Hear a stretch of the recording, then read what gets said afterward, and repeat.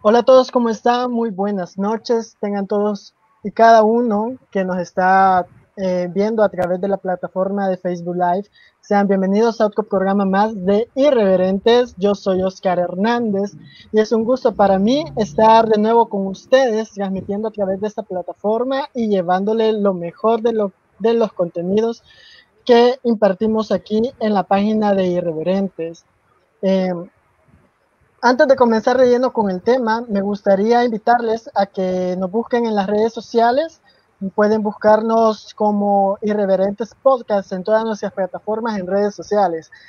También invitarles a que visiten nuestra página, nuestro blog como irreverentespodcast.blogspot.com, donde nosotros tenemos este, Hemos preparados artículos de opinión para fomentar el debate y la discusión y sobre todo para tratar de expandir un poco el conocimiento de la gente y abrirles lo que es esa visión de mundo y de las cuestiones que ocurren a diario en nuestro país. Bueno, para comenzar de lleno ya con el tema, esta noche hablaremos sobre El Salvador, entre la crisis económica y la pandemia. Y para hablar respecto a este tema, pues nos acompaña Roberto Zapata. Bienvenido, Roberto, un gusto tenerte aquí con nosotros nuevamente en Irreverentes. Hola, gracias por el espacio y también gracias por la invitación y es un gusto pues estar acá y compartir un rato para charlar entre colegas. Bien, Roberto, no es la primera vez que nos acompaña en el programa, ya ha estado anteriormente aquí acompañándonos hablando sobre la comunidad LGBTI. Y es que él es parte de Amate El Salvador, perdón, es una organización que lucha por los derechos y sobre la memoria histórica de la comunidad LGBTI. Pero esta noche nos acompaña no solo como amate, sino que como economista. Él es economista graduado de la Universidad de El Salvador. Así que bienvenido, Roberto, y ahora pues te bautizamos como el economista propio de Irreverentes, ¿verdad? Gracias, gracias. Solamente quiero aclarar que pues estoy conectado desde San Miguel, porque yo soy de acá y está a punto, creo yo, tal vez de llover, así que por si acaso se corta o algo, ya saben cómo son las conexiones en internet, ¿verdad? Claro. Bueno, vamos a estar pendientes y esperemos que eso no ocurra, Roberto. Antes de comenzar de lleno con el tema, me gustaría saber cómo has pasado la cuarentena, cómo te ha ido, cómo has ido sobreviviendo esta cuarentena que pues ha sido implementada por el gobierno, ¿no? Pues bueno, como ya medio decía, yo me vine para San Miguel desde un poquito antes de que decretaran oficialmente la cuarentena. Así es que ya tengo sobre 4 meses de estar acá con mi familia. Tengo ya dos padres, mamá y papá, que están mayores y pues vine aquí para ayudarles con el tema de compras, mandados y que ellos pudieran estar pues más, que se pudieran quedar en casa. Aquí, pues en San Miguel, creo que la situación ha estado como, ha, ha sido como que al principio parecía ser, digamos, una ciudad más pequeña, como que el tema de la está un poco más controlado, o como aquí está el del Seguro Social, el que recientemente inauguraron o reinauguraron, debería de decir, y que han convertido en un hospital de COVID, no solo para, digamos, las personas afectadas de la ciudad, sino de toda la región y hasta de otras partes del Salvador. Entonces parece ser de que eso ha sido un foco de contagio y ahora ya somos el tercer municipio de El Salvador que tiene el número más alto de personas contagiadas.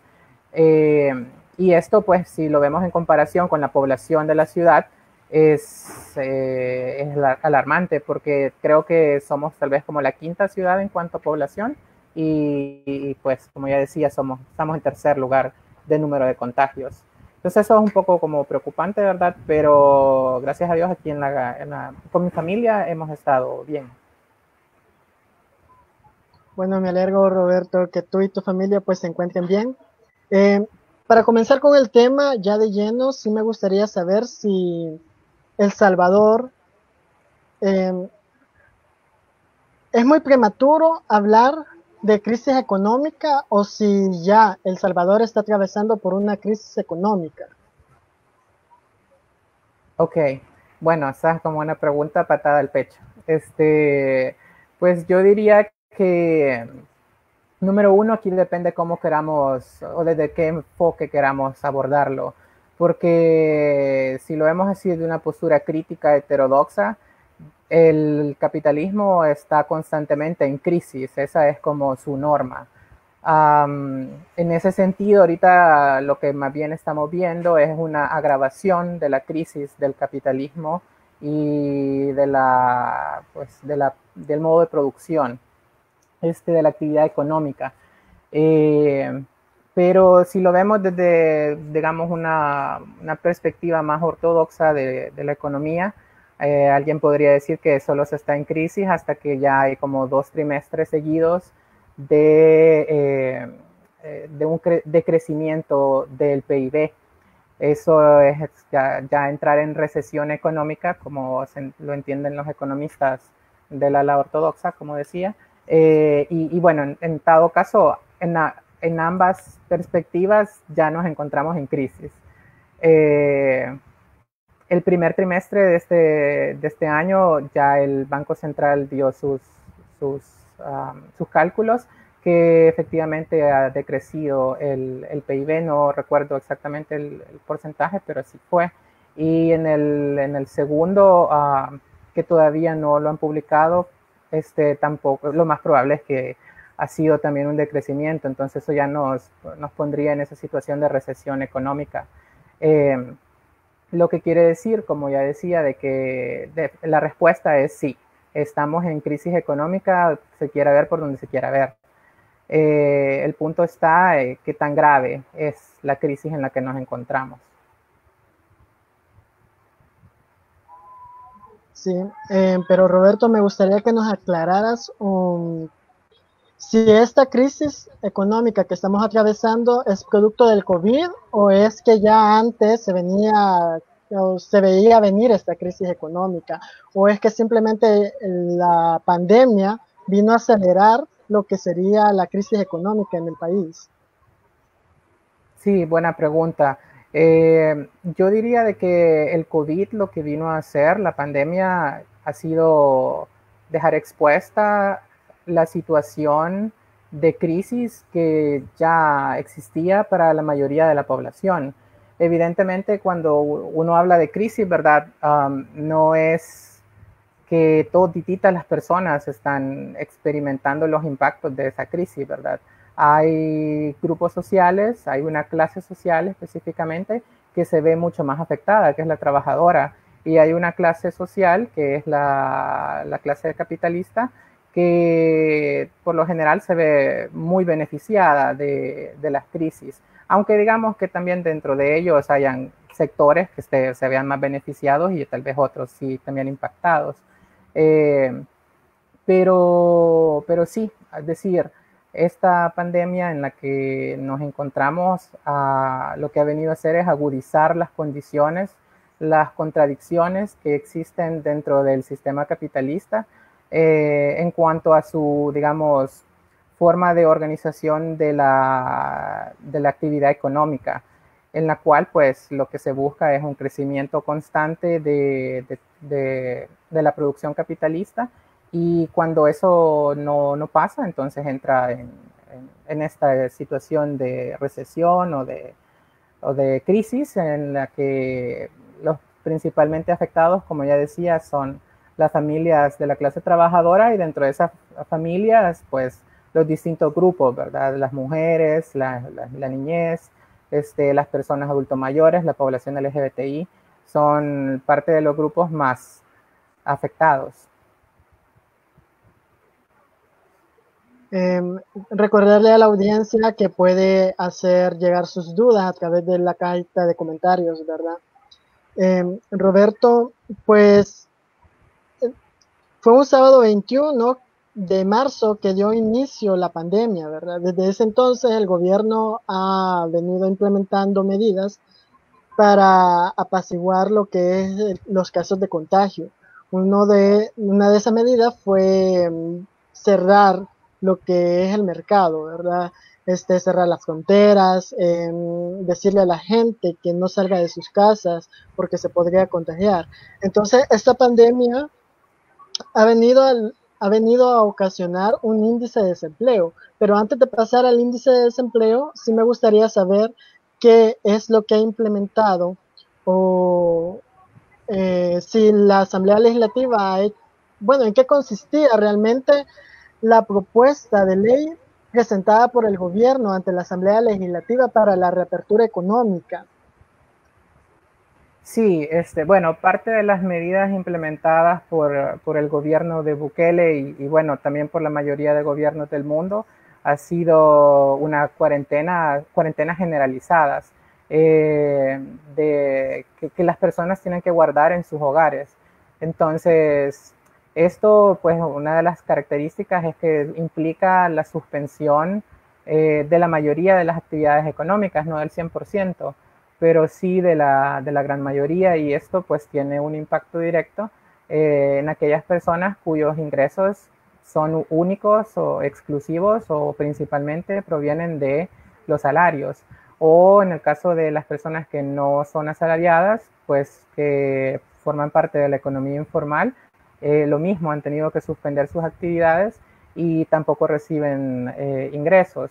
También están las personas, las familias que en el caso de El Salvador reciben ingresos por la vía de las remesas y que también al verse afectados otros países como Estados Unidos y que también tuvo periodos de cuarentena, eso pudo haber afecta, ¿verdad? También esas familias cuyos principales ingresos son vía remesas. Entonces todas estas, digamos, condiciones son las que afectan a la situación económica de las familias. Pero digamos que uno puede entender que en el marco de una situación extraordinaria de emergencia sanitaria aplica a la implementación de medidas también extraordinarias. Y creo yo que no hay, la mayoría de colegas economistas estaría de acuerdo de que no, había que implementar en su momento una cuarentena. Lo que no esperábamos era que esa cuarentena se alargara por 3 meses. Lo que no esperábamos era que esa cuarentena estuviera plagada de violaciones a los derechos humanos, de abusos de poder, de quebrantamiento del Estado de Derecho en El Salvador. Y bueno, eso fue lo que pasó. Entonces, creo que eso es lo que ha estado mal ya, más allá del discurso que se quiere manejar a veces desde el gobierno. También con respecto de lo que preguntaba sobre la reapertura económica, yo creo que pues como después de que venís de un proceso o de un periodo donde lo que ha habido es prácticamente la suspensión de la mayoría de la actividad, pues lo que conlleva es a la reapertura, ¿verdad? Es algo como el siguiente paso. El punto es cómo se iba a realizar esa reapertura. Y lastimosamente el gobierno también, creo yo, esperó demasiado para poder iniciar una plática seria con la sociedad civil, pues con los sectores de actividad económica. Y aquí hablo no solamente del sector empresarial, ¿verdad? Sino hablo también de los trabajadores informales, de los comerciantes, de los mercados, etcétera, pues que también son parte de la sociedad civil y que no pudieron formar parte digamos, de unas consultas hechas con el tiempo suficiente, pues porque 3 meses creo que es tiempo suficiente. Sin embargo, si recuerdan, las dije consultas que se hicieron fueron ya como en los últimos 15 días de la cuarentena y fueron por una gran presión que había de un montón de sectores de que ya no se podía continuar en la situación de una cuarentena, digamos, indefinida, pues que era la impresión que daba el gobierno de manera reiterada. Entonces, bueno, la propuesta creo que la de conocer la mayoría de personas, era por fases, así como se ha hecho en la mayoría de partes del mundo, con la diferencia que acá, digamos, ya teníamos el problema de que, diría yo, el último mes de la cuarentena ya se le había salido de control al gobierno las personas. Y cuando digo esto, no es porque quiera decir de que las personas son las culpables, ¿verdad? Como a veces se ha querido manejar el discurso, o como las únicas culpables, pues siempre hay responsables, eso tampoco lo vamos a negar, ¿verdad? Pero sí creo que hay un montón de personas que tenían una necesidad real de buscar ingresos, y nosotros fuimos testigos, todas las personas, de la cantidad de hogares en el país que sacaron banderas blancas para pedir ayuda, pues, porque ya no tenían alimentos en sus hogares. Y yo escuché un comentario horrible que casi que se hizo hashtag, que de hambre nadie se muere. Así como quien dice, bueno, pues qué mala onda que esté aguantando hambre, pero aguántese. Entonces, obviamente lo hacían personas desde, digamos, sus condiciones, que tal vez son en alguna medida privilegiadas, para poder hacer ese tipo de comentarios, pues, que me parecen completamente fuera de lugar. Eh, Incluso yo lo escuché de personas que uno diría que son preparadas, pues, de médicos, o de también funcionarios y funcionarias. Algo que, como decía, creo yo es bastante preocupante. Pero bueno, regresando otra vez a la cuestión de las fases, en la primera fase, algo que tal vez digamos, era de resaltar, era que no se incluía el transporte público, que había sido una, creo yo, de las medidas que más había sido polémica, porque obviamente que afecta a la clase trabajadora, y no a quienes tienen carro, ¿verdad? A su disposición. Entonces, esto de parte del gobierno de dejarla hasta una segunda fase era en lo personal una de las cosas que más me daba la impresión de que había clasismo detrás de esta propuesta de reapertura económica. Y de ella no digamos, ¿verdad? Del hecho de que quienes realmente, creo yo, fueron consultados y tenidos en cuenta fueron los sectores de los gremiales empresariales, de las personas que pues manejan el poder económico del país. Tal vez no de todas, ¿verdad? Porque ya vimos que también hubo ahí su disputa entre grupos burgueses, y tal vez ese otro sector en conflicto fue el que no tanto se tuvo a cuenta, pero al final sí, hasta tal vez se hicieron famosas estas fotos, ¿verdad? Donde él estaba sentado, Nayib Bukele, con parte de la burguesía propiamente dicha del país, que fue con las que, diría yo, realmente hubo una negociación. De ahí todas estas reuniones con algunos sindicatos, supuestamente con también trabajadores informales, diría yo que con la pena fueron más bien simbólicas, y no sé hasta qué punto realmente se tomaron las medidas necesarias para asegurarles de que ellos iban a tener una reapertura eh, que les iba número uno, a poner a su salud como prioritaria, pero también que les iba a permitir acceder a ingresos, pues a su generación de medios de vida, porque así es de básico el sistema en el que nos encontramos. Hay que trabajar para poder generar medios de vida, de lo contrario hay que aguantar hambre. Es muy curioso lo que ya mencionaba sobre el transporte público, ¿verdad? Porque yo sí hago esa comparación, ¿verdad? De que al principio, cuando se implementó la pandemia en un inicio, pues el transporte público seguía funcionando, ¿verdad? Tal vez solo la mitad, pero a pesar de eso, el transporte público, ahí veíamos a los conductores, ¿no? Con mascarillas, con guantes y su alcohol en gel, se estaba también implementando la medida de que fuera un asiento por persona, siempre tratando de tomar la distancia física de la persona, ¿verdad? Y me parece muy contradictorio que el gobierno o el Estado no quisieran implementar o hacer que el transporte público trabajara durante la primera fase, cuando ya antes pues venían trabajando desde ya. Eh, sí me parece curiosa esa parte y sí me gustaría recalcar en eso, ¿verdad? Pero Roberto, me gustaría que nos hablaras o más bien que nos dieras tu percepción de economista de por qué no se ha implementado, por qué falló, mejor dicho, la primera fase, porque se tenía entendido de que la segunda fase iba a iniciar el 7 de julio, pero ya no se va a implementar debido a los altos índices de COVID. Pero aparte de los altos índices de personas contagiadas por el COVID-19, ¿qué fue lo otro que provocó que la reapertura económica de la primera fase no se diera? Bueno, la primera fase falló porque el gobierno en 3 meses que tuvo no pudo prepararse lo suficiente para hacer una reapertura de manera apropiada. Es decir, parte de esta preparación tuvo que haber incluido, por ejemplo, que iba a haber un sector de la población que no iba a acatar todas las medidas. Es decir, cuando uno es gobierno, se supone que tiene dentro de sus funcionarios y funcionarias personas que conocen la población, conocen tanto, digamos, sus condiciones sociales y económicas, pero también sus patrones culturales, pues. Y el gobierno tiene que prever ese tipo de cosas para poder implementar medidas y de alguna manera minimizar los riesgos.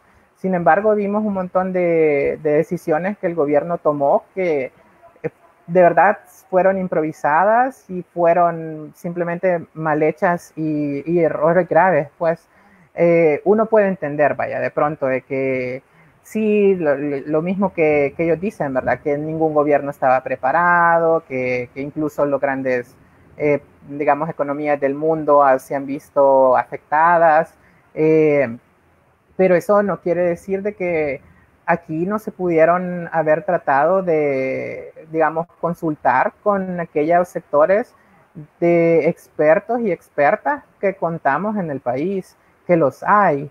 De hecho, lo que hemos visto es que el gobierno más bien ha buscado crear conflicto o digamos, asperezas con estos sectores, por ejemplo, con el colegio médico, que en lo personal tampoco es que soy su fan, ¿verdad? Yo he tenido bastantes críticas en el pasado con el colegio médico, pero él lo niega de que es de alguna manera un referente para el sector médico. También así con el sector de las universidades, pues hemos visto cómo el gobierno literalmente también se ha visto peleado con varias universidades, incluida la UCA, pues que sea como sea, también es una universidad que goza de una credibilidad ante la población, pues no de ayer, sino de un largo trecho. Y ya no digamos la Universidad de El Salvador, ¿verdad? Que la he ninguneado en X cantidad de veces y que solo la utiliza de manera súper instrumental cuando se trata de con fines electorales, ¿verdad? Pero eso es como que nos da una idea de por dónde iban esos fallos que el gobierno tuvo a la hora de prepararse para la reapertura. Y cuando digo prepararse, insisto, es prepararse, sí, como gobierno, pero también a la misma población, porque algo que no hemos visto tampoco es una campaña lo suficientemente fuerte para que cree conciencia entre la población. Y más bien a lo que le han apostado un montón es a una estrategia de miedo con la población, una estrategia de, ¿cómo es que se llama? De, digamos, de no buscar hacer reflexionar a las personas sobre la peligrosidad en la que nos encontramos. Y lo que buscan es como, bueno, si usted hace esto, se va a morir usted y su familia. Y muchas veces las personas no reaccionan del todo a eso, sino que, digamos, no sé. Entonces yo creo que eso no ha sido una buena estrategia tampoco a nivel comunicacional, por lo menos con el fin de prepararse para la reapertura.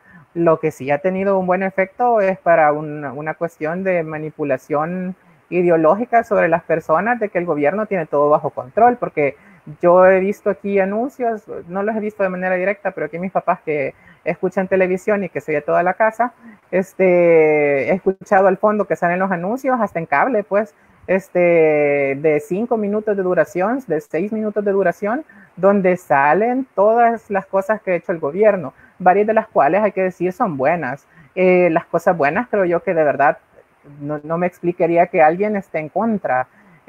Por ejemplo, que arreglen una unidad de salud y que le dejen condiciones dignas, o sea, ¿quién va a estar en contra? Bueno, puede aparecer más de alguno que puede estar en contra, pero la gran mayoría de las personas creo que va a estar a favor.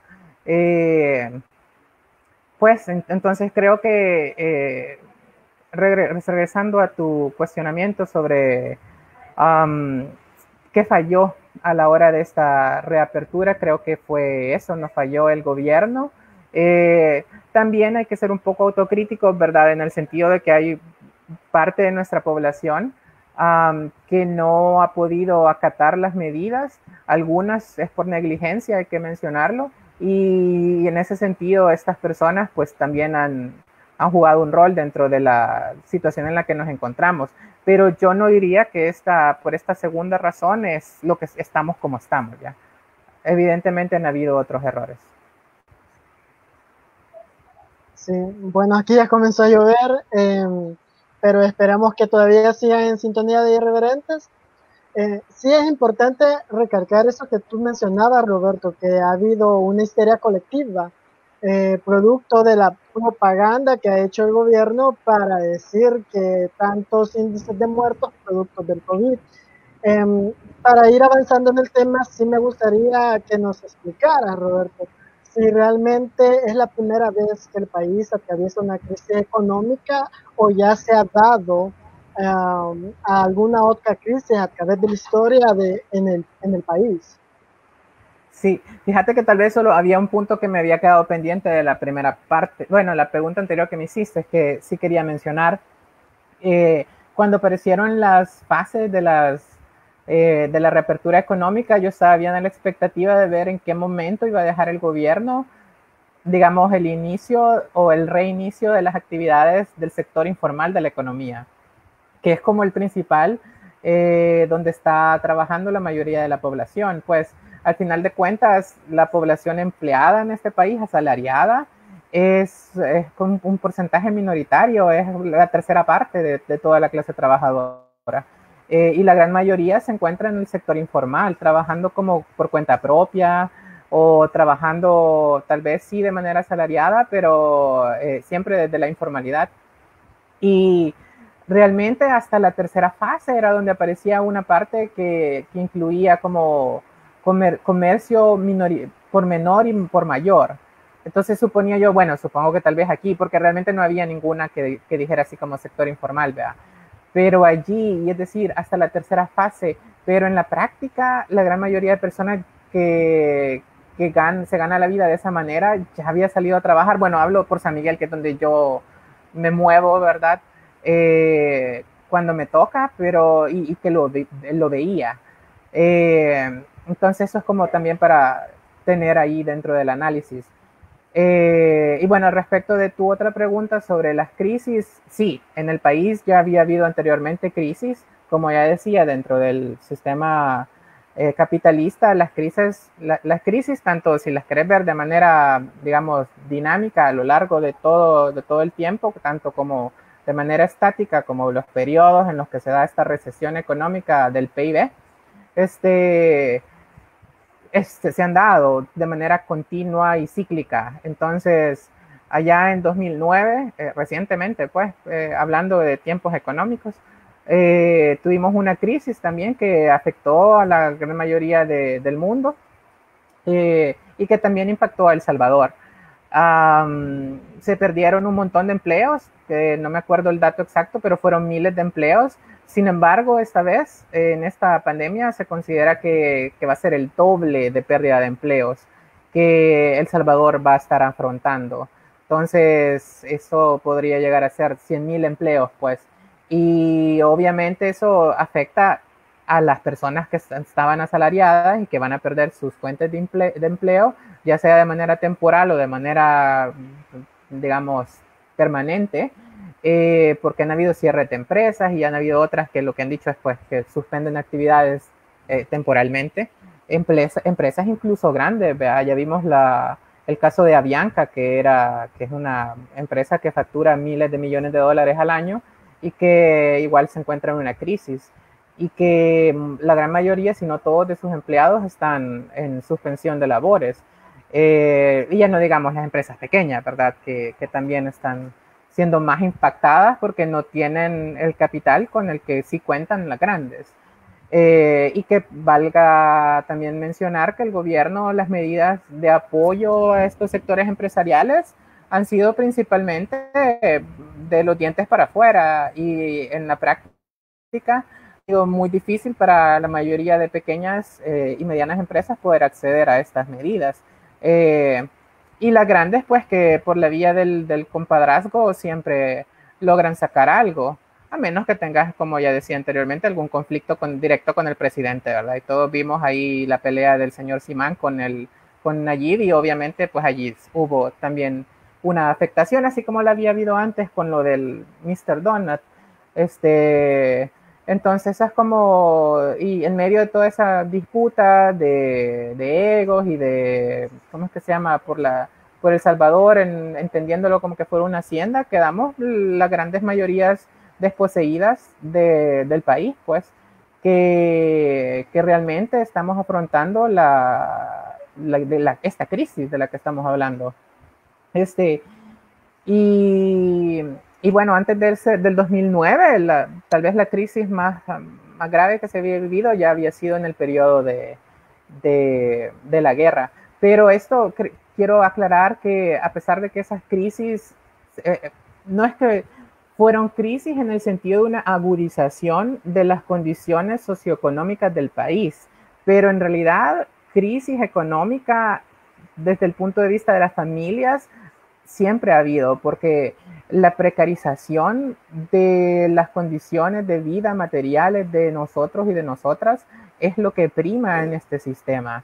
Han habido momentos de relativa, digamos, bonanza donde sí algunas familias pudieron tener alguna movilidad social, pero eso siempre fue un sector minoritario dentro de las grandes mayorías que seguían siendo explotadas y realmente vivían bajo condiciones bastante deplorables, pues, y eso no, realmente los cambios que han habido a lo largo de las últimas 3 décadas ha sido poca. Sí, yo creo que es importante recalcar que a lo largo de la historia, ¿verdad? Aquí en el país la tendencia es concentrar la riqueza en muy pocas manos, ¿verdad? Bueno, anteriormente se concentraba la riqueza en las 14 familias y ahora, bueno, recientemente Irreverente sacó un artículo donde se ve esa disparidad de salarios que tiene los políticos, un funcionario público, a diferencia de un trabajador, de un profesional, ¿verdad? Es indignante también, y hacíamos la aclaración en la página, que un youtuber no requiere de tanta preparación y gana mucho más que una enfermera que lleva 5 años preparándose para ser enfermera, sin Sí, mencionar que hace más de, bueno, alrededor de 72 horas, tengo entendido, que a veces hace alrededor de 72 horas su jornada laboral. Entonces sí hay como una mala equidad de ganancias o del salario mínimo en cuanto a eso, y creo que esta injusticia en los comentarios de esa publicación decía, sí, pero ya se sabe que un diputado gana eso, pero y entonces la pregunta es, ¿qué se está haciendo? O sea, si ya se sabe que un diputado gana eso, ¿por qué sigue ganando eso? Porque el pueblo no se ha mencionado al respecto, pero el pueblo no ha hecho nada al respecto. Eh, Creo que en esta cuestión del COVID-19 y lo que ha implementado el gobierno, no es solo culpa del gobierno. Yo creo que sí hay que repartir la culpa por igual. Tanto los diputados de la Asamblea como el presidente de El Salvador han tenido sus errores y es debido a esa disputa que ambos tienen para sacar adelante el país. Recordemos que ya se vienen las elecciones y es importante ver qué realiza cada quien para conseguir los votos necesarios para seguir, pues, viviendo del pueblo. Entonces, sí me gustaría saber, Roberto, eh, si es necesaria una reapertura económica, pero creo que esta respuesta ya la diste, porque ya la respondiste en la pregunta anterior. Lo que sí me gustaría que contestara Roberto es que nos dijera qué tan importante es reaperturar la economía en el tiempo debido. Es decir, es necesario reaperturar la economía antes que sea tarde para paliar lo que sería que antes de que la deuda pública incremente más o antes que El Salvador se endeude más, ¿en qué momento debería el gobierno pensar en qué momento se debería de reaperturar la economía? Bueno, ¿en qué momento? Yo creo que es algo que no se puede contestar solamente desde la perspectiva de la economía. Hay que tener en cuenta también la perspectiva del sector salud, que para mí sí es bien importante, pues, porque evidentemente nos encontramos en medio de una pandemia, nadie lo niega. El gobierno ha insistido también con con esta discurso de que por decreto se puede dejar de estar en emergencia, pues, cuando realmente vemos que en la práctica así sigue, pues.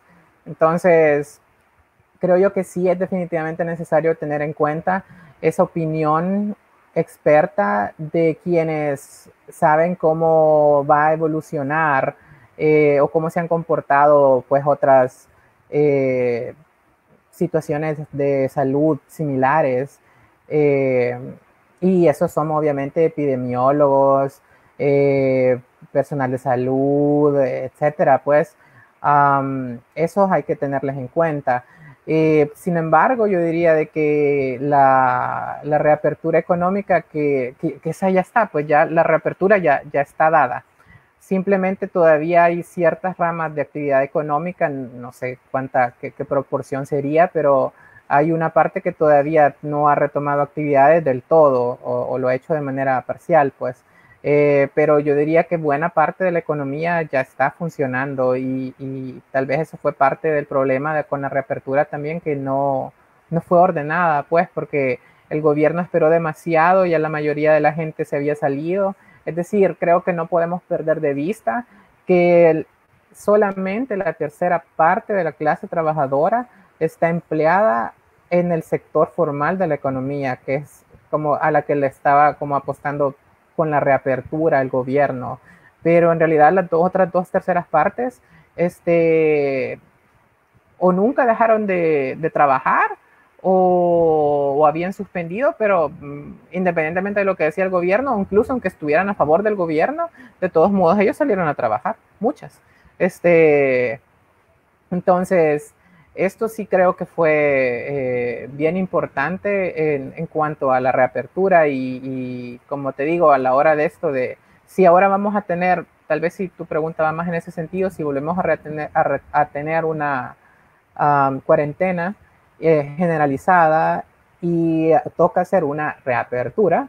Entonces, ¿cómo se puede dar o en qué momento? Número uno, diría yo, hay que obviamente ver el tema de los indicadores de salud pertinentes. Ojalá también fueran los reales o por lo menos los más cercanos a lo real, porque también creo que para nadie es un secreto, pues, que el gobierno no está presentando las estadísticas suficientes para la población. Uno, como ya vieron ya de último, estaba diciendo de que hay como un subregistro y que pasa en todos los países, pues sí, vea, uno entiende, pero una cosa es que el subregistro fuese, digamos, el 20%, el 30%, pero que sea de 6 veces diferente, entonces como no estoy seguro, ¿verdad? Eso es como ya, creo que hay algo que está allí oculto.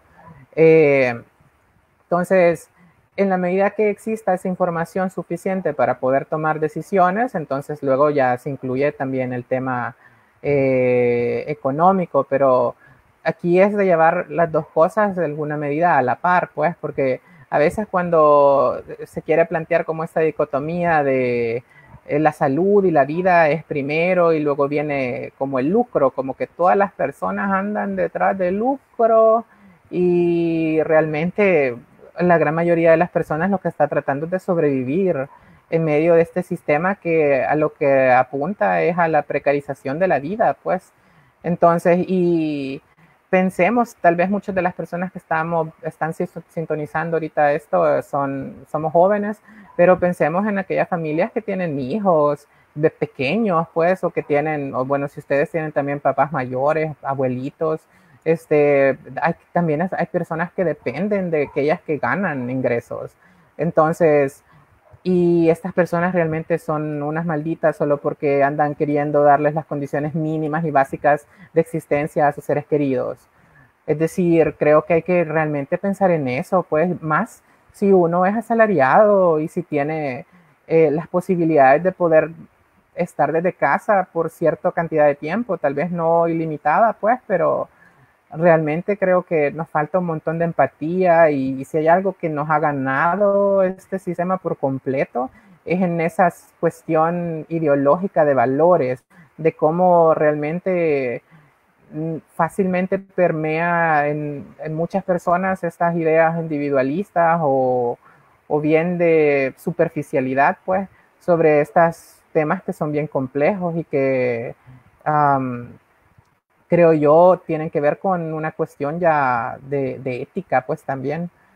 Um, con lo otro que mencionabas al respecto de quiénes son los sectores que tienen, digamos, del gobierno o del Estado que también tienen culpa, tenés razón. Decir que todititita la culpa es del gobierno tal vez está sesgado, ¿verdad?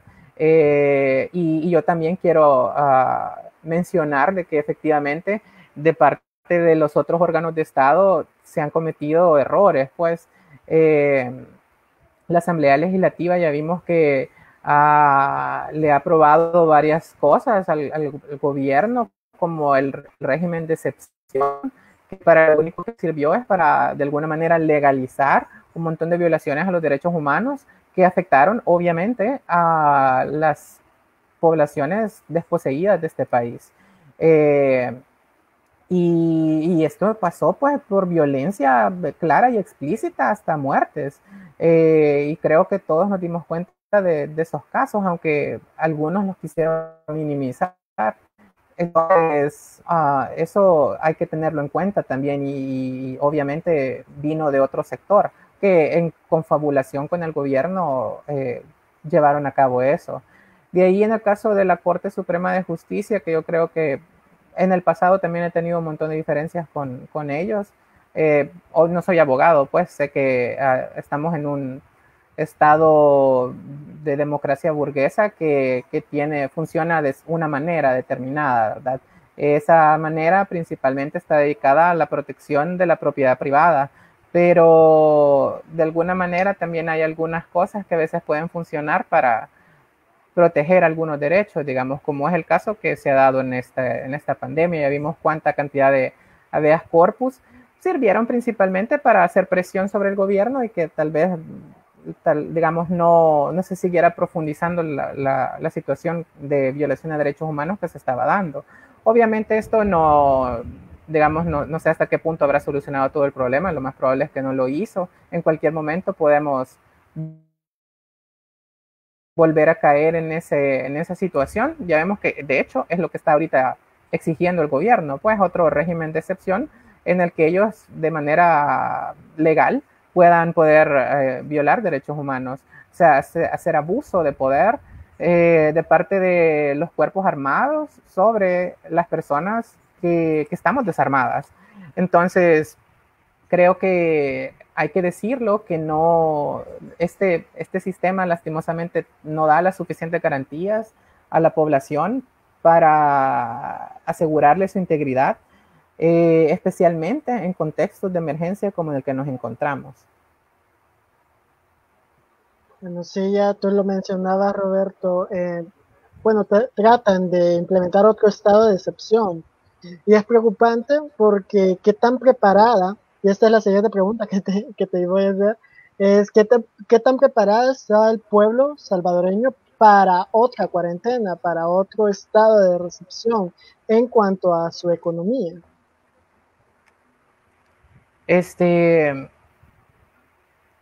diría que no está del todo preparada. Definitivamente está, bueno, yo aquí pues te le voy a hablar un poco de dos perspectivas. Uno es como la micro, en el sentido de, como yo soy el encargado de las compras aquí en la casa y como tengo ya señores mayores, tengo que ir, por ejemplo, a la farmacia, voy al súper, y cuando salgo, pues, por lo general uso contrato un taxi y el chico que siempre me lleva me hace comentarios así después de la gente que él anda transportando y también cuando le ha ido mal. Literalmente hay veces que me ha dicho que, por ejemplo, no tiene para pagar la cuota del taxi.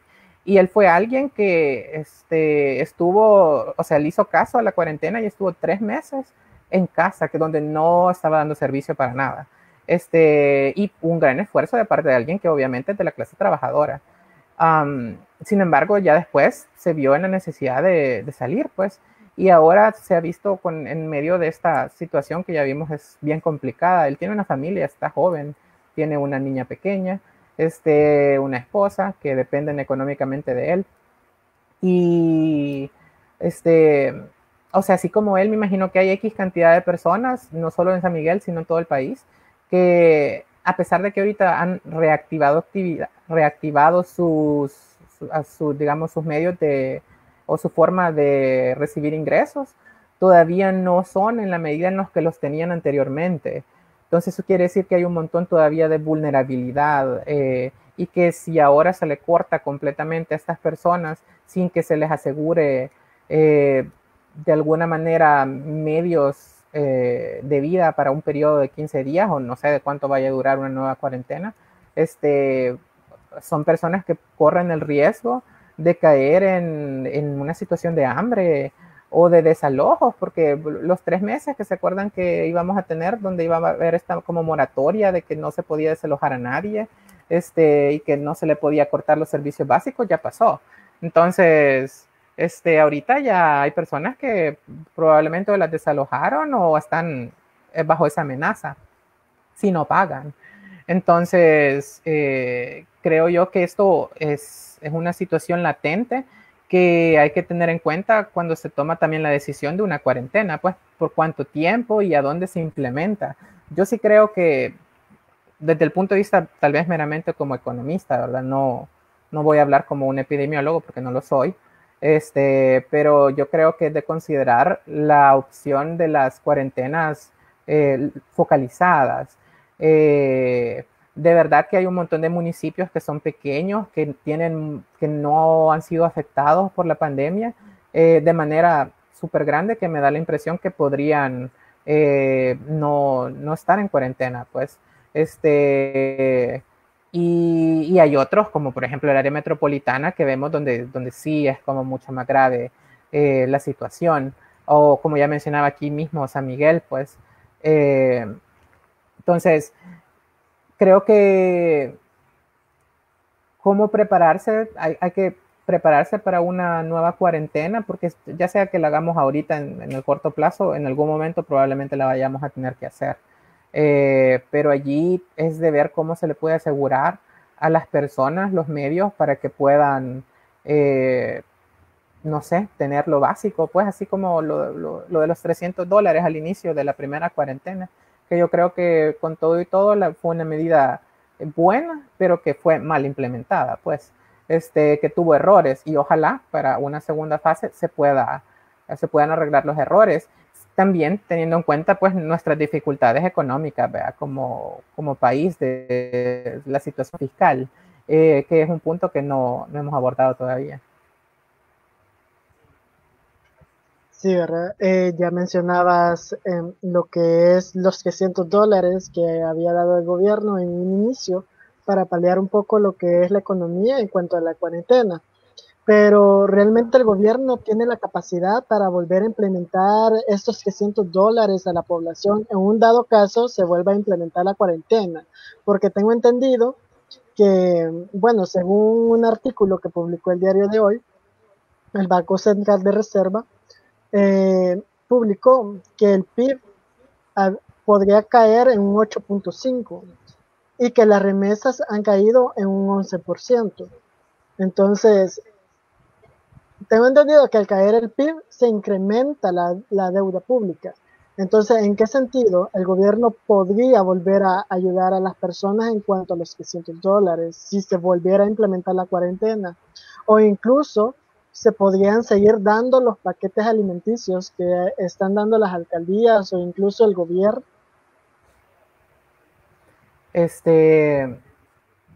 Bueno, aquí habría que ver qué tan radicales nos queremos poner. Yo creo que recursos se pueden encontrar si de verdad hubieran, digamos, la voluntad. Porque algo que, por ejemplo, a lo largo de toda esta emergencia sanitaria y económica y democrática no se ha hablado es justamente cómo en algún momento vamos a hacer frente a los compromisos crediticios o los esfuerzos económicos, digamos, que ya actualmente se hicieron o se están haciendo y se van a hacer. En otros países, por ejemplo, el caso de Argentina, desde que se empezó a decir, bueno, se van a hacer estas medidas, estas y estas, y bueno, nuestra economía es bien frágil y tenemos dificultades para acceder a créditos internacionales, entonces lo que vamos a hacer es implementar un impuesto a las grandes ganancias. Un ingreso, un impuesto a los grandes propietarios de este país.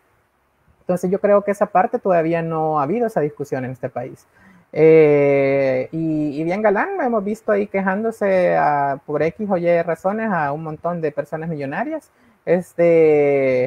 Y no hemos visto por el otro lado como proponiendo, miren, aquí están estos milloncitos, ¿verdad? Que yo tengo ahí por ahí guardados, que de pronto me los podrían poner impuestos. Obviamente no va a pasar, ¿verdad? Pero lo menciono como chascarrillo.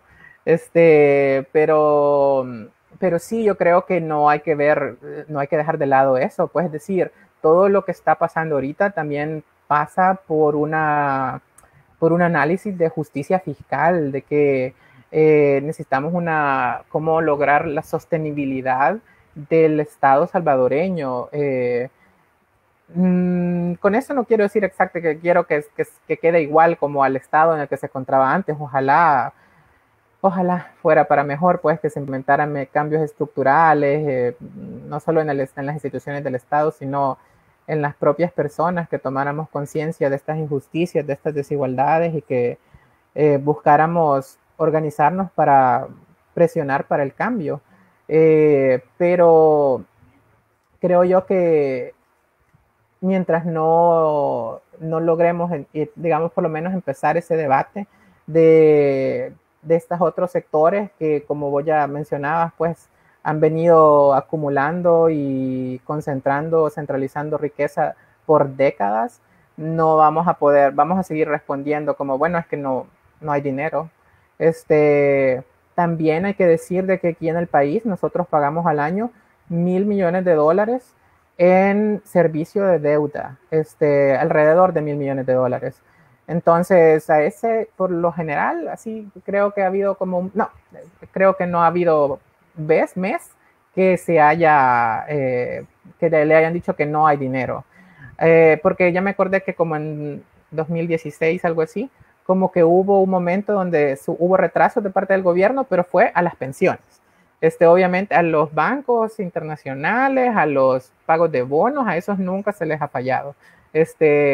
Solamente obviamente a la clase trabajadora, pues la clase trabajadora puede aguantar otro ratito más que no se le pague lo que nos ha prestado por las pensiones. Así es que yo creo que eso también es una fuente de ingresos que el gobierno, si no nos queremos poner tan radicales, pues que vamos a declarar la impago completamente, pero por lo menos lo podría renegociar para decir, bueno, miren, de verdad ahorita estamos mal, entonces no les vamos a pagar por un tiempo o les vamos a estar pagando solo el capital. Renegociación de deuda, pues, o no estoy diciendo con esto, aunque suene así, no estoy diciendo que va a ser algo fácil, que ya de la noche a la mañana ya listo la renegociación, vea, como que fuera a hablar al banco y ya. Pero sí creo yo que, como tanto han insistido, estamos en una situación de emergencia, de crisis, donde los bancos también tienen que entender y de alguna manera poner de su parte. Bancos, tenedores de bonos, de título valores, etcétera. Creo yo que esa también es podría ser una fuente de ingresos. Entonces ya llevamos ahí dos, creo yo. Uno, una posible renegociación de la deuda, y dos, el tema este, de los impuestos a los grandes capitales de este país.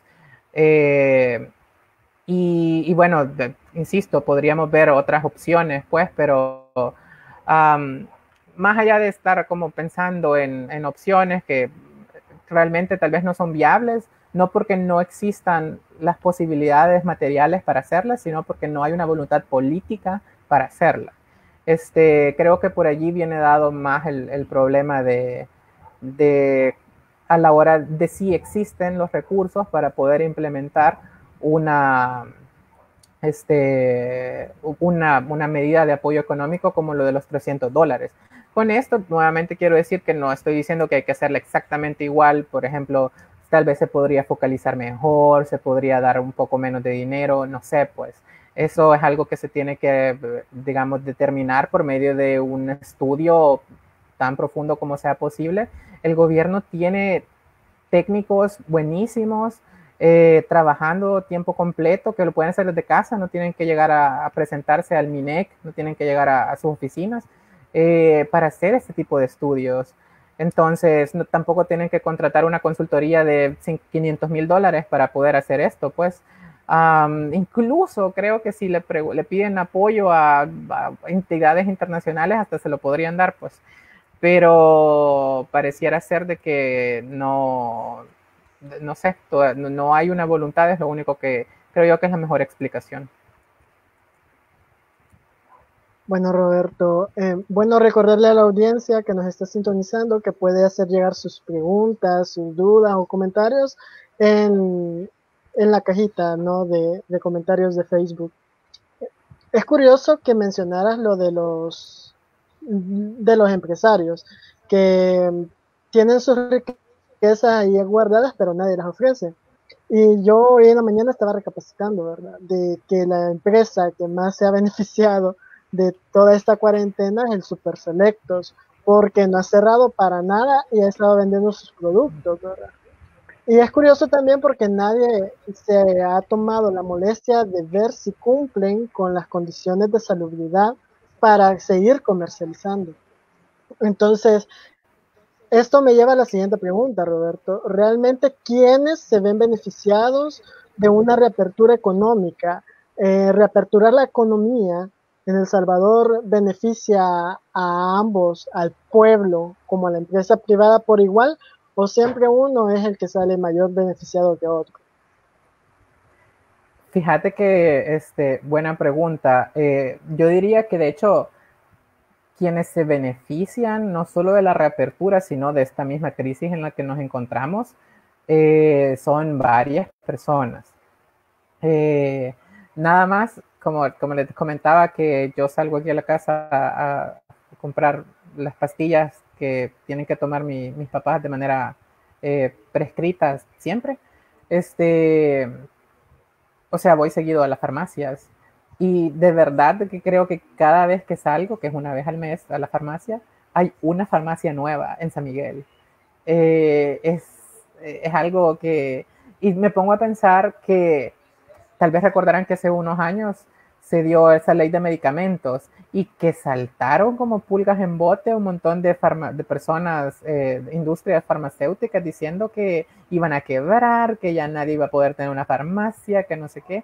Y puchica, la realidad ha sido otra. De verdad que yo he visto crecer y multiplicarse el negocio de las farmacias, incluso por ejemplo, la Cefafa, que es una farmacia pública, que no sé si han visto también, pero que ha abierto varias nuevas sucursales. Me alegro porque es una empresa pública, pero a la vez pienso que es de las Fuerzas Armadas, entonces es como, bueno, sentimientos encontrados.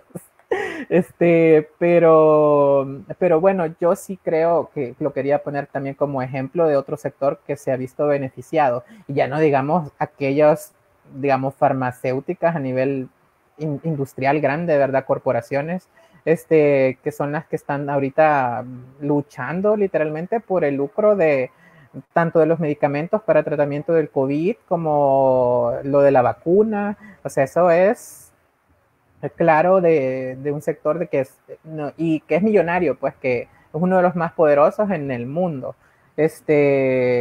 Y que con lo que comercian es con la vida de la gente. Eh, de allí también está, como vos ya mencionabas, obviamente este sector de las ventas al por menor, pero que son, o sea, a nivel comercial grande, ¿verdad? Como los supermercados. Eh, también lo mismo, y esto es, hay que decirlo también, es a costa de, o en detrimento de las personas que venden también al por menor en los mercados, de manera informal. Nada más el otro día, perdón que ponga esto como caso de la vida real, ¿verdad? Pero creo que me llaman un montón la atención y me imagino que muchas personas también los han oído, los han visto. Que me comentaba mi mamá sobre una nueva comercial que habían abierto en Berlín, que es un pueblito que queda aquí en Usulután. Pero es como una cadena de comerciales, ¿verdad? No estamos hablando de una pequeña comercial. Y que se abrió una nueva. Entonces me ponía a pensar yo, puchica, probablemente la gente de Berlín que antes iba a comprar al mercado ya no lo va a hacer porque ahora pues siente esa como le han construido esa idea que la única manera donde en teoría está más seguro va a ser en un supermercado. Entonces, eso creo yo que también hay de por medio una cuestión ideológica no tan sutil de, de mover este patrón de consumo desde la economía popular hacia la economía, digamos, formalizada. Y esto obviamente va a tener un impacto, como ya decía, en los ingresos de un montón de personas que se dedican al sector de comercio al por menor. Entonces, esos, insisto, son como casos, historias micro, pero que están pasando a lo largo y ancho del país. Este, entonces, esto creo yo que sin duda tiene un montón que ver con lo de quienes están beneficiando de la crisis y obviamente ya no digamos aquel sector que está dentro del Estado, no solamente del gobierno central, sino de los gobiernos locales, de las alcaldías, de la asamblea, que también hacen negocios con el Estado. Recordemos que a lo largo de esta pandemia uno de los sectores económicos que se ha mantenido prácticamente abierto ha sido el Estado y que ha realizado compras multimillonarias. Y estas montón de compras han pasado en buena medida a, digamos, fuera de los controles estatales. Y bueno, ya que no es secreto para la gran mayoría de personas que se han dado un montón de casos de posible corrupción, pues, de compras autorizadas, compras públicas autorizadas por funcionarios y funcionarias que están relacionadas con estas empresas. Eh, y uno dice, bueno, pero si lo comparamos con otros, tal vez no es tanto, han robado menos, bueno, pero, o sea, es decir, ¿qué es lo que hay de por medio y por qué algunas personas ahora si quieren hacer tan tolerantes a este tipo de cosas que antes son intolerables o todavía son intolerables, pero cuando vienen de ciertos sectores? Yo creo que es también una cuestión de no dejar de lado, de qué tanto también ese sector se está viendo beneficiado, está sacando lucro de esta situación en la que nos encontramos y que pues no todavía va a continuar otros meses más. Sí, es preocupante, ¿verdad? Que cuando otros roban, pues, bueno, ya se sabe la demás historia, ¿verdad? Sí me gustaría, Roberto, que nos aclararas algunos conceptos. Te voy a hacer a continuación dos preguntas específicas, pero en una sola. ¿Qué es la deuda pública y qué es el déficit fiscal? ¿Y en qué medida esta deuda pública y el déficit fiscal afectan a la población salvadoreña? Bueno, la deuda pública tiene que ver con todos los créditos o los préstamos que el gobierno bueno, el Estado salvadoreño adquiere con otras entidades. Estas entidades pueden ser otros bancos públicos de otros países eh, o también pueden ser con organismos internacionales o con entidades privadas. Este, entonces, es un compromiso adquirido por el Estado y que tiene que responder pagándolo a futuro. Ahí, digamos, cada crédito se maneja con sus respectivos contratos. ¿Verdad? Eso quiere decir para tantos años, con tal tasa de interés. Si son los organismos multilaterales, por lo general, digamos que son un poco más flexibles y como quedan a veces hasta periodos de gracia, etcétera. Pero cuando son de por medio bonos, por ejemplo, que es buena parte de cómo se financia el Estado salvadoreño, son con entidades privadas. Muchas veces son las administradoras de fondos de pensiones, las AFP salvadoreñas, o a veces son bancos comerciales privados aquí en el país, que en ese caso compran los bonos, se pagan tasas de interés anuales, y eso desde el primer momento hay que estarlos pagando, y son para varios años. Y ya de ahí está los otros que son de corto plazo, como las letras del tesoro, que esas también son por lo general con entidades privadas, y esas hay que estar, por lo general también es una tasa de interés más alta y hay que estarla pagando pues cada mes, ¿verdad? Por lo general se agarran para menos de 12 meses. Este, esa es como le llaman la tarjeta de crédito del gobierno, porque en el presupuesto general de la nación que se aprueba cada año, se le deja como ya un monto fijo al Estado de lo que puede pedir en cantidad de letras del tesoro. Y digamos, el gobierno, cuando tiene problemas de caja, que es una cuestión de liquidez, pues que no tiene dinero en efectivo en algún momento, puedes pasar a vender letras del tesoro a través de la bolsa, y adquiere ese dinero y luego lo va pagando en la medida que va adquiriendo nuevos fondos por la vía de los impuestos, o prestaciones de servicio. Este, bueno, un poco con respecto de la deuda pública, también creo yo que no está de más mencionar que aquí en el país hemos tenido un problema de deuda desde ya ratos, sobre todo porque está agravada por el tema de la privatización en el ámbito de las pensiones, del sistema de pensiones, que, bueno, larga historia y creo que da para otra charla y tampoco soy el experto. Pero lo más importante que hay que rescatar al respecto de esto de las pensiones es que el Estado salvadoreño usa los fondos de pensión, usa el dinero de toda la clase trabajadora también para financiar parte de su actividad. Y se supone que el Estado le paga una tasa de interés a las FP, ¿verdad? Para que vaya, no pierda valor el dinero, ¿verdad? A través del tiempo. Este, pero lo que sucede es que tanto por el lado de los créditos obtenidos con las AFP, como por el otro lado de los demás tipos de deuda que emite el gobierno, en total es un porcentaje tan alto como el 77% del PIB, que me parece que eso fue la cantidad que ascendió el año pasado, que es alrededor de que 19.000 millones de dólares. Entonces, esto es súper alto, por lo general se quiere mantener, digamos, en algunos círculos de economistas, que una deuda sostenible es alrededor del 50%, y si es menor, pues mejor, vea, del PIB. Pero en la medida que va creciendo, entonces es cada vez más difícil, o digamos, hay mayor incertidumbre de que el Estado va a poder enfrentar los compromisos que ha adquirido en términos de deuda. Y sobre todo cuando estamos hablando de una economía que de por sí tiene un montón de dificultades, como la salvadoreña, ¿verdad? Que todo lo anterior que hemos hablado en esta hora que llevamos de programa, pues, todos esos problemas que obviamente también influyen a la hora de que el Estado pueda hacer frente a esos compromisos.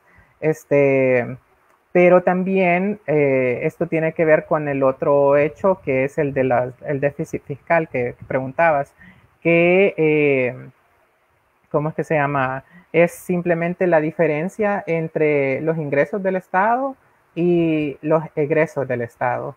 Cuando hay una diferencia negativa, es decir, es un déficit porque los gastos fueron mayores que los ingresos.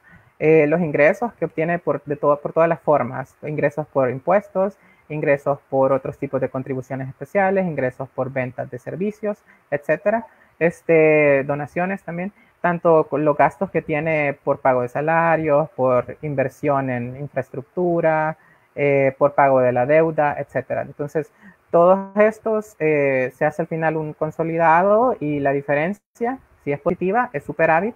Creo que nunca ha habido superávit en los últimos 30 años del país. Creo que estoy seguro que no ha habido. Y no sé si anteriormente tal vez pudo haber habido. Pero déficit ha sido nuestra norma siempre. Entonces, de hecho, algunas personas que no hayan estudiado economía o contabilidad, probablemente les sorprenda la palabra superávit. Yo había escuchado a varios que me dicen, ay, nunca había escuchado esa palabra, porque como ha sido nuestra norma, pero sí, el hecho es de que como cada año hay un déficit, porque simplemente los gastos del gobierno, tanto los presupuestados como los reales, terminan siendo mayores, entonces de algún lado tiene que salir ese dinero. Entonces el Estado, el que es principalmente manejado por el gobierno central, lo adquiere por la vía de los préstamos. En algún momento fue por la vía de las privatizaciones, que también es una vía que realmente créanme que no estamos exentos en este momento. De hecho, diría que ahora estamos todavía como en mayor riesgo de poder regresar a ese momento donde las privatizaciones están a la vuelta de la esquina. Y bueno, ya vimos en el caso hubo no me acuerdo qué actividad del aeropuerto del aeropuerto de Comalapa, Monseñor Romero, que vendieron, que privatizaron, solo que sí bien disimuladamente, por la vía de los asociados públicos privados. Entonces, son temas pendientes, como ya decía, de verdad que pueden darse en los próximos meses o próximos años de cara a los nuevos compromisos adquiridos por el actual gobierno. Como ya creo que todos sabemos también, han sido 3.000 millones de deuda nueva, que todavía no ha sido del todo contratada, pero que en algún momento va a darse, y eso va a implicar aumentar el porcentaje del que estaba hablando anteriormente, desde el 77% hasta casi el 90%. Entonces, eso, bueno, va a depender qué tanto al final caiga el PIB, va a depender qué tanto sean los ingresos que realmente terminemos recogiendo este año para el gobierno, para el Estado, y cuánto van a terminar siendo también los gastos. Entonces, pero más o menos las estimaciones que han hecho han sido en ese orden. Y pues eso lo único que va a implicar es que el gobierno va a tener que pagarlo. Y cuando digo el gobierno, es el gobierno sacándoselo a alguien, ¿verdad? No, porque el gobierno en sí produce bien pocos ingresos. La mayoría son por la vía de los impuestos y la mayoría además por la vía de los impuestos regresivos, es decir, aquellos que graban el consumo que de las personas trabajadoras.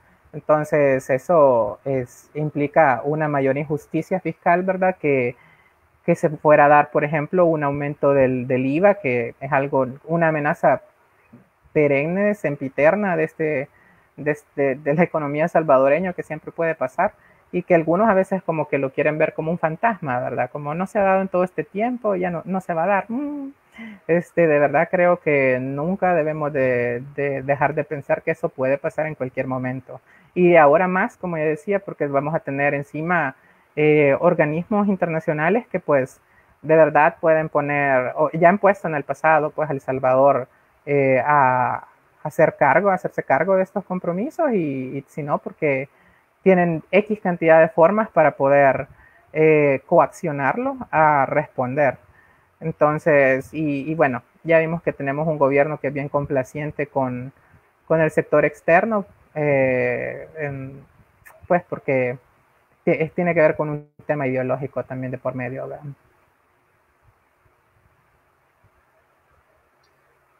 Sí, Roberto, pues, sí, me parece muy claro todo lo que hemos estado viniendo, todo lo que hemos estado viniendo hablando durante todo el programa, ¿verdad? Valga la redundancia. Me gustaría, aprovechando de que eres economista y parte de la organización de Amate El Salvador, sí me gustaría saber de qué manera la cuarentena ha impactado a la comunidad LGBTI. Sabemos de que para la comunidad no es muy fácil encontrar empleos y sobresalir en el ámbito laboral. Entonces sí me gustaría saber de qué manera la comunidad LGBTI se ha visto afectada producto de la pandemia del COVID-19 y más que todo en el ámbito económico. Claro, aprovecho también no solo para hablar de la población LGBTI, sino también de aquellos grupos vulnerables que se encuentran en una mayor condición de desprotección social, como las personas con discapacidad, como las mujeres, como los jóvenes que no trabajan ni estudian, eh, como las personas migrantes en este país. Hay un montón de personas migrantes de Honduras, de Nicaragua, que también que viven en este país, pues, y que no tienen también un montón de dificultades para acceder a empleos formales. Entonces, en todos estos sectores y otros que no he mencionado, se ven más afectados porque simplemente sus condiciones sociolaborales están, digamos, de manera ya estructural en una situación peor que el promedio del país. Como ya decías, y tiene que ver no solo con una cuestión, diría, eh, objetiva, que muchas veces es el caso, por ejemplo, con las personas LGBTI. Algunas, por ejemplo, por un tema de prejuicios y discriminación y violencia en sus centros de estudio, pues no terminaron su educación media y no pudieron iniciar la universidad. Pero también hay de por medio, entonces eso es como algo más objetivo, digamos, objetivo. Pero también está el lado subjetivo que tiene que ver con que muchas empresas realmente tienen prejuicios a la hora de contratar a personas LGBTI, pues. Eso también pasa con otros sectores de la sociedad, como las mujeres, que tienen más dificultades para acceder a ciertos sectores de actividad económica porque culturalmente se maneja de que hombres son los que lo realizan, etcétera. Y porque las mujeres principalmente se piensa que deberían estar dedicadas a actividades que tienen que ver con los cuidados.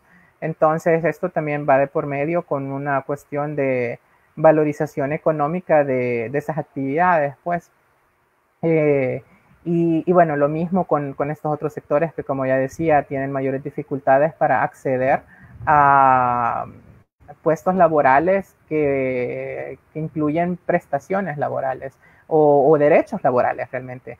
Decir, en el caso, por ejemplo, de la población LGBTI, solo el 35% accede a empleos formales y de ahí el 65% está en alguna forma de precariedad laboral. Esto fue por un estudio que nosotros realizamos en el área metropolitana de San Salvador el año pasado. Y obviamente también dentro de la población LGBTI hay diferencias, porque las que más se ven afectadas son las mujeres trans, donde solo el 20%, es decir, una de cada cinco, es la que puede acceder a un tipo de empleo formal con seguridad social. Y cuando digo formal, no estrictamente crean que quiere decir ya un buen salario, ¿verdad? Y eso, sino a veces es como lo mínimo, pero por lo menos, digamos, tienen seguridad social y tienen un contrato de por medio. Pero la gran mayoría se encuentra en actividades de subsistencia. Y lo mismo con otros sectores, como decía, en el caso de las personas con discapacidad, que a pesar de que existe una legislación en el caso de ellos, también tienen un montón de dificultades para poder acceder a empleos formales, pues, empleos dignos. Y lo mismo con otros sectores. Creo yo que hay que ver que la crisis, la agudización de la crisis económica y sanitaria afecta de manera diferenciada a los distintos capas de la clase trabajadora. Y en ese sentido, creo yo que la respuesta que como Estado estamos dando a estos sectores también debería ser diferenciada, atendiendo estas asimetrías históricas y estructurales que son parte de nuestra sociedad. Gracias, Roberto. No sé si ha habido algún tipo de ayuda por parte de AMATE u otra organización u ONG a la comunidad LGBTI que, bueno, ha padecido alguna dificultad para sobrellevar la cuarentena. Sí, qué bien que hagas esa pregunta. De hecho, eh, el sector de, digamos, de las organizaciones de LGBTI, desde el inicio de todo esto ha tratado de organizarse para ver cómo de alguna manera se pueden llevar apoyos a las personas LGBTI, porque, bueno, las más afectadas, por lo menos por la situación, porque lastimosamente uno de nuestros grandes pérdidas, retrocesos que hemos tenido en los últimos años ha sido que el gobierno, no, para este nuevo gobierno no es una prioridad el sector de la diversidad sexual. Y eso quiere decir de que en buena medida ha quedado invisibilizada en la implementación de las políticas públicas este grupo social, pues al que pertenecemos muchas personas.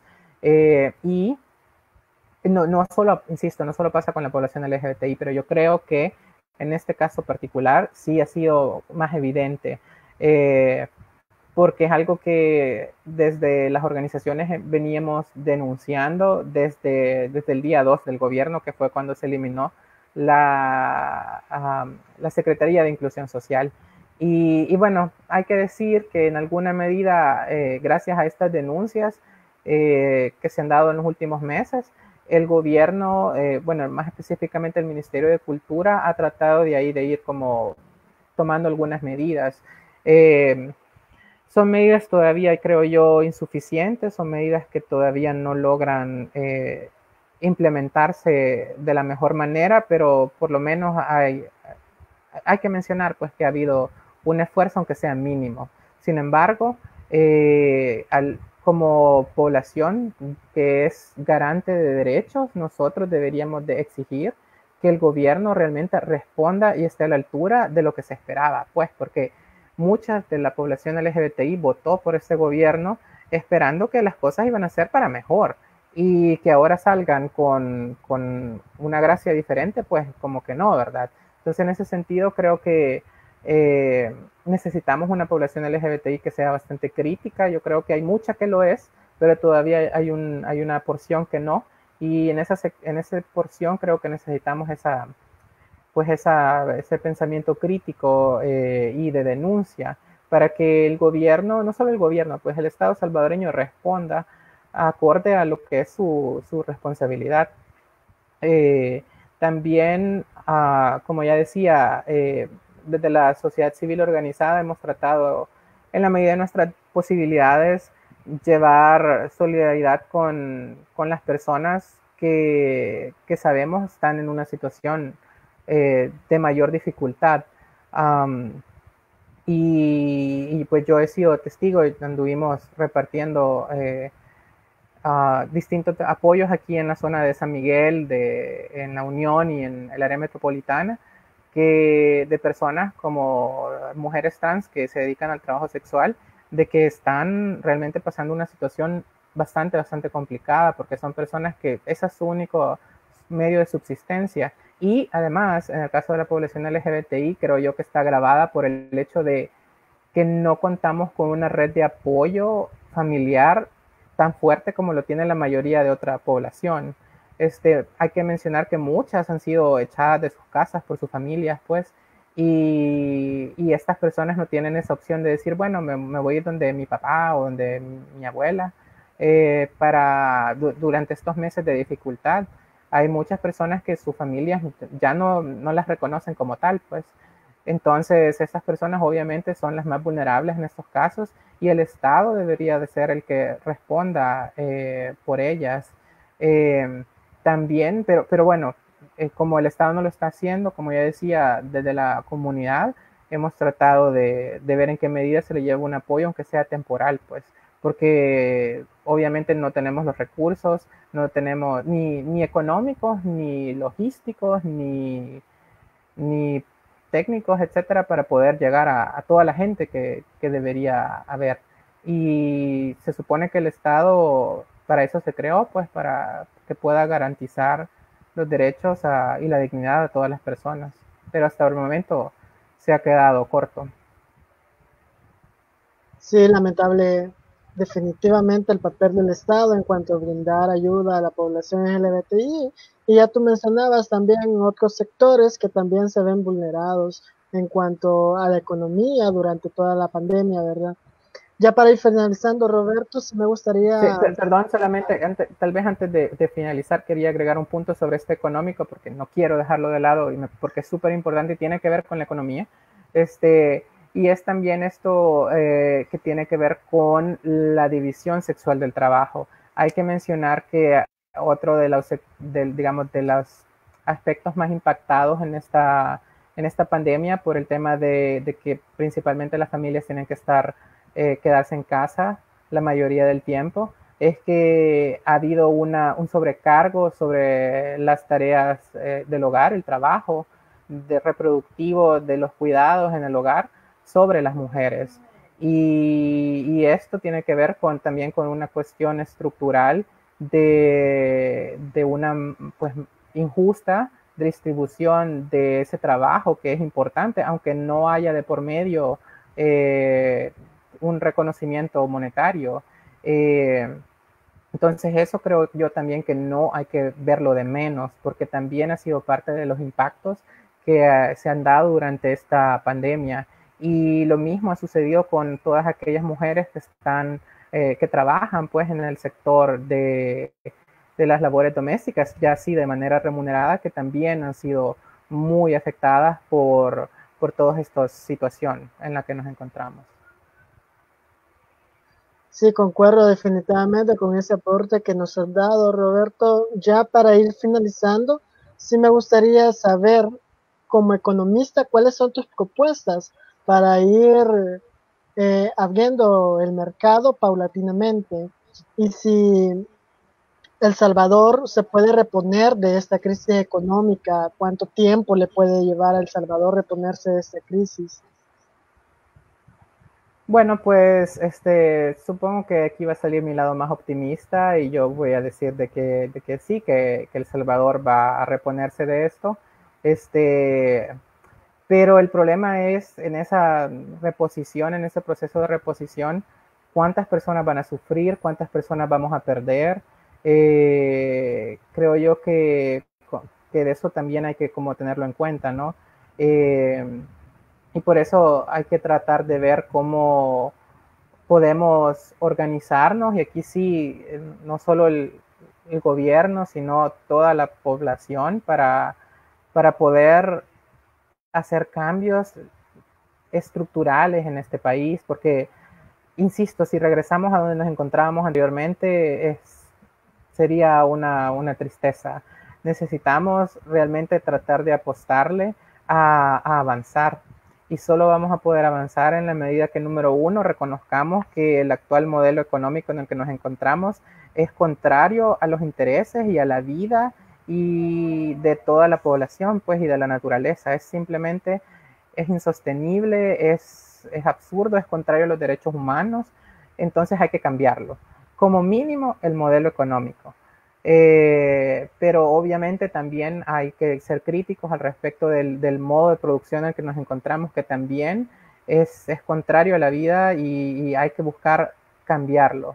Creo yo que en ese sentido tenemos que apostarle a construir una correlación de fuerzas. No hablo de una correlación de fuerzas en la Asamblea Legislativa, quiero dejar claro. Una correlación de fuerzas sociales, populares, que saque adelante un proyecto político alternativo, político y económico, pues no hablo de político partidario, aclaro.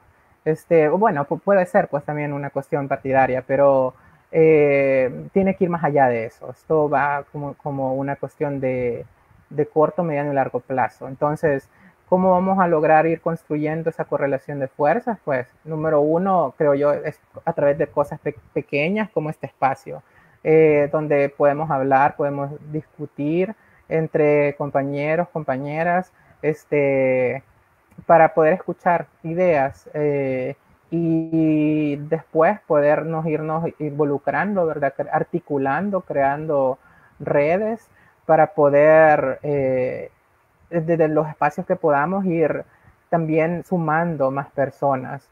No hay que dejar de lado, creo yo, también las cosas que se puedan hacer a través de algunas instituciones. Por ejemplo, ahorita que se vienen las elecciones, creo que hay que ser bastante críticos en redes sociales, que es la vía que tenemos en estos momentos. Bueno, si usted tiene posibilidades de escribir alguna columna de opinión en algún medio tradicional, hágalo también, ¿verdad? Ojalá sea de una perspectiva crítica, para que quienes al final vayan a ser electos, ojalá puedan responder para esto que es lo que necesitamos para mí, la construcción de un proyecto político, económico, social, alternativo a lo que tenemos actualmente. Ustedes lo pueden llamar como quieran llamarlo, si lo quieren llamar socialismo, si lo quieren llamar economía solidaria, lo pueden llamar como quieran, pero el punto es de que sea una cuestión o una nueva forma de organización social, donde lo que no prime sea el lucro de unos pocos, incluso en medio de las crisis económicas y sociales, humanitarias, sino que lo que prime sea la sostenibilidad de la vida. Creo que eso es lo más importante y bueno, eso como tal vez más en lo abstracto, digamos, pero en lo más concreto, como ya decía, desde los pequeños espacios de discusión, de compartir, de formarnos, de formar a otras personas. También creo que es importante esto de la organización, como ya decía, ahorita es difícil porque no podemos salir, no podemos encontrarnos, pero por lo menos por la vía de las redes sociales, hay que usarlas no solo para compartir memes, y si son memes, que sean memes políticos. Pero creo que ahorita hay que usar nuestro ingenio pues para poder ver de qué manera sumamos, para ese proyecto que va, como ya decía, probablemente mediano y largo plazo. Y bueno, desde el punto de vista económico, con lo de la reapertura, que creo que también preguntabas, creo que hay que ver también cómo podemos acercarnos a apoyar, digamos, a los sectores populares. Yo creo que si nosotros somos de esas familias, no quiero decir privilegiadas, porque a veces siento que como que usamos la palabra privilegios para definir cualquier cosa.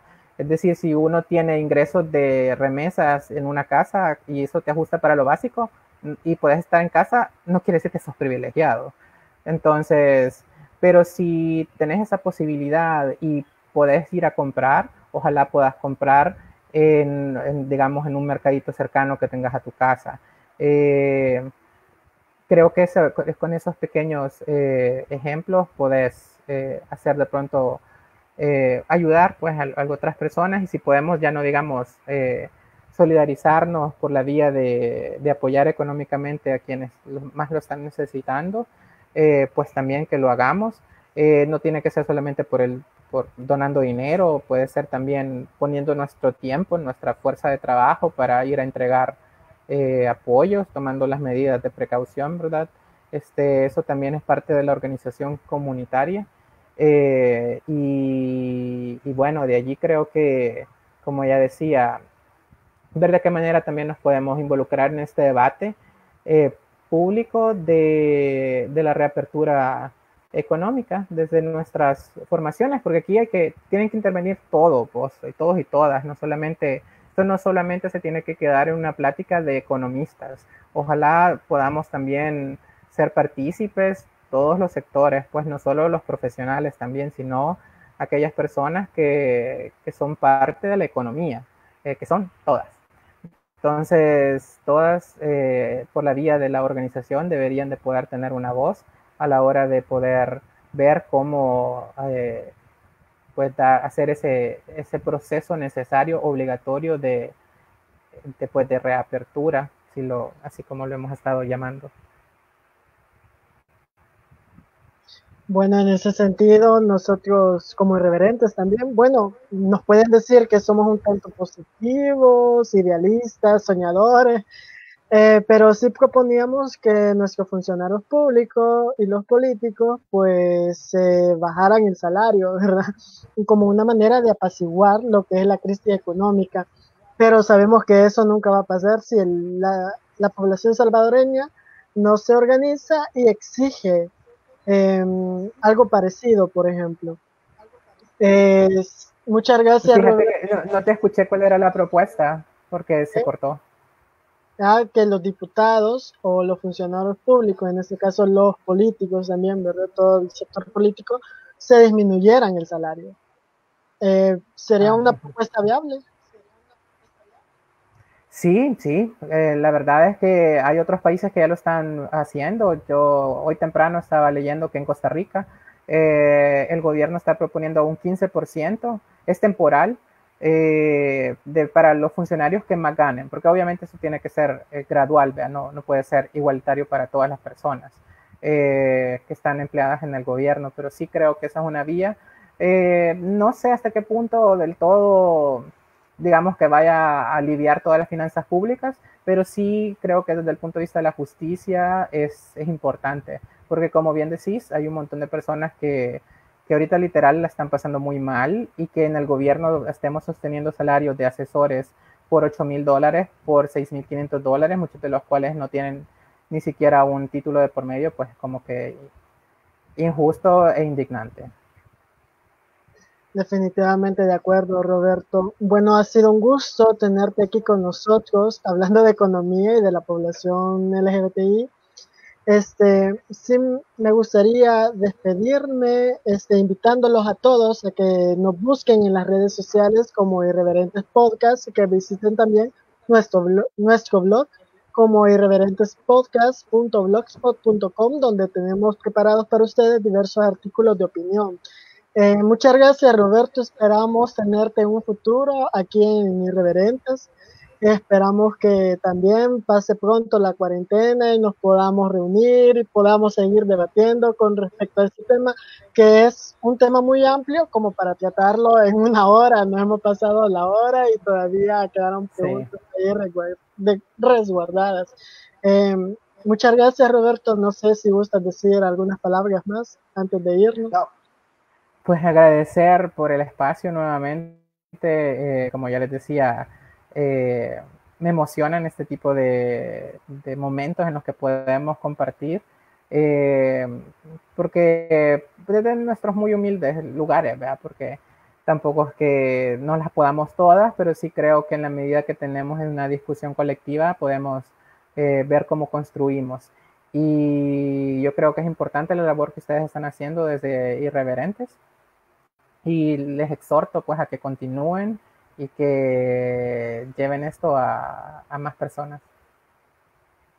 Pues muchas gracias, Roberto. Bueno, sí, esperemos que este proyecto siga adelante, de verdad.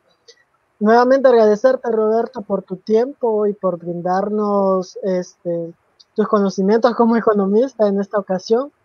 Esperamos que usted que nos está sintonizando a esta hora de la noche, también agradecerle por quedarse durante todo el programa sintonizándonos. Espero vernos a la próxima. Muchas gracias y pasen feliz noche.